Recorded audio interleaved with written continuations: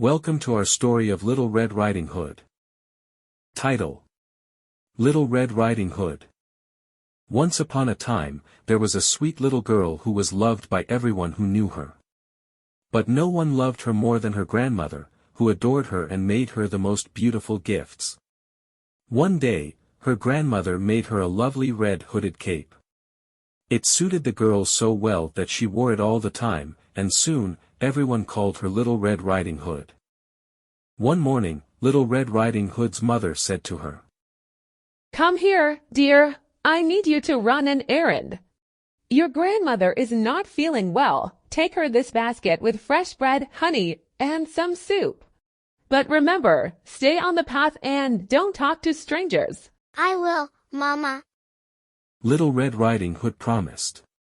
She put on her red cape, picked up the basket, and skipped off into the forest. The sun was shining, and birds were singing. The forest was a magical place, filled with towering trees and colorful flowers. As Little Red Riding Hood walked along the path, she met a sly wolf who had been watching her from the shadows. "Good day, Little Red Riding Hood," said the wolf with a grin. "Where are you off to on this beautiful morning?" Little Red Riding Hood remembered her mother's warning but thought the wolf seemed friendly enough. Good day, Mr. Wolf. I'm on my way to visit my grandmother, who lives in a little cottage at the end of this path.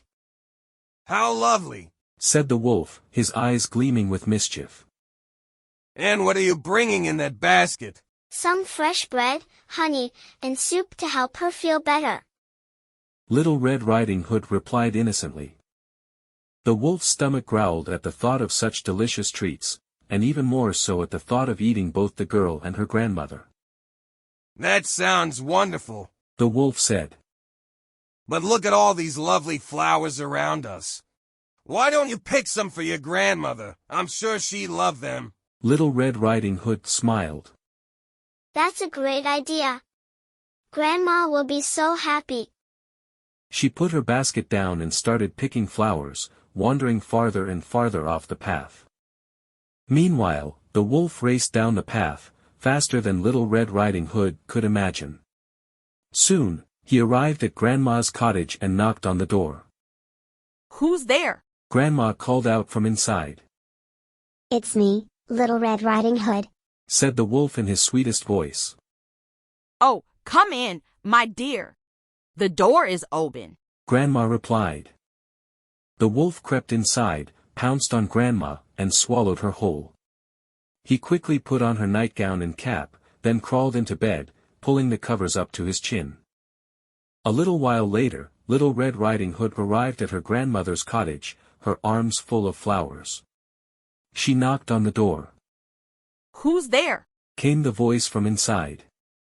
It's me, Grandma, Little Red Riding Hood. She called.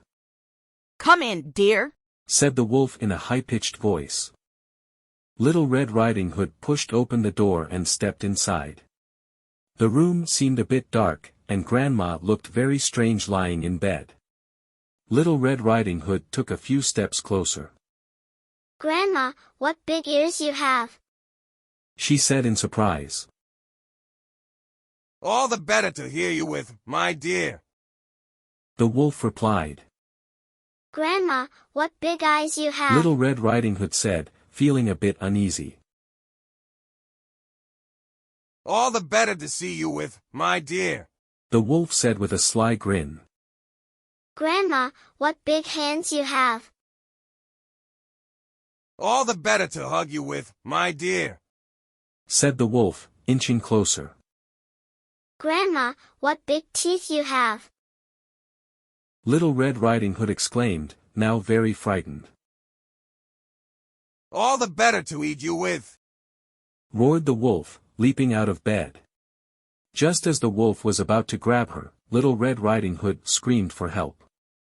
A brave woodsman, who had been chopping wood nearby, heard her cries and rushed to the cottage. He burst through the door just in time, with his axe in hand. "Get away from her, you wicked wolf," the woodsman shouted. The wolf tried to escape, but the woodsman was too quick. He chased the wolf out of the cottage and far into the forest, making sure the wolf would never bother anyone again. Then the woodsman returned to the cottage and found Grandma still inside the wolf's belly. He carefully cut the wolf open, and out popped Grandma, alive and well, though a little shaken. Oh, thank you, cried Little Red Riding Hood, hugging her grandmother tightly. You were very brave. Grandma said, smiling at Little Red Riding Hood. But remember, next time, don't talk to strangers and always stay on the path. I will, Grandma. I promise, said Little Red Riding Hood. And from that day on, Little Red Riding Hood was much wiser and always listened to her mother. The woodsman, Little Red Riding Hood, and Grandma sat down together to enjoy the bread, honey, and soup. They shared a happy meal, knowing they were all safe and sound. And they all lived happily ever after. The end. And that was the story of Little Red Riding Hood. Wasn't it exciting? Remember, Little Red Riding Hood learned a very important lesson: always listen to your parents and be careful when you're out and about. Thanks for joining us today. We'll have even more fun stories and adventures next time, so don't forget to hit the subscribe button and click the bell to be the first to know when we have a new story to share. Until then, keep dreaming, keep imagining, and stay curious. Bye, friends.